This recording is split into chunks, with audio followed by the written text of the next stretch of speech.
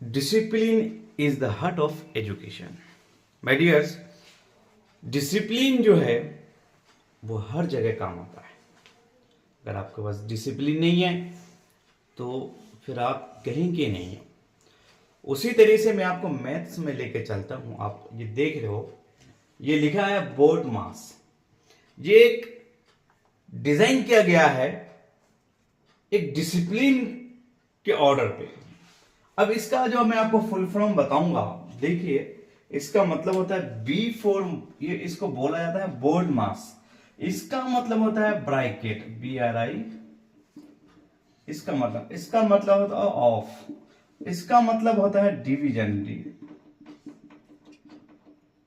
इसका मतलब होता है multiple,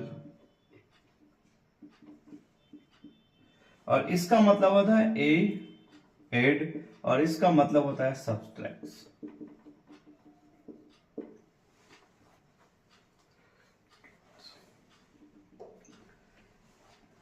bracket, of, division, multiple, add और सब्ट्रैक्ट।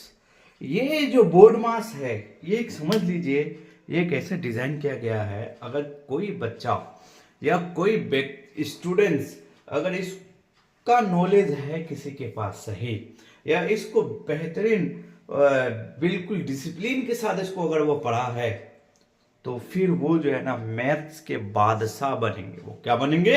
मैथ्स का बादशाह बनेगा वो। अगर ये नहीं है उनके पास तो फिर मैथ्स उसको जो है ऐसा लगेगा जैसे बहुत बड़ा पहाड़ है।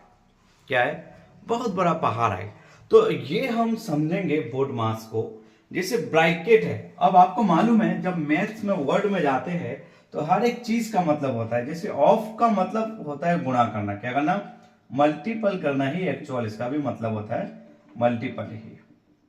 ऑफ का मतलब ही ये जो है इसका मतलब भी होता है मल्टीपल। और ब्रैकेट को अगर आप पढ़ेंगे तो ब्रैकेट भी आपको एक अलग टॉपिक है जो आपको पढ़ाया जाएगा। जैसे ब्रैकेट के टाइप है, इस तरह से होता है, मैं आपको बताऊंगा। जो स्क्वायर ब्रैकेट है, राउंड ब्रैकेट है ना, तो बार ब्रैकेट है, इस टाइप्स के ब्रैकेट्स होते हैं जो अपन को नॉलेज रखना पड़ेगा इसका।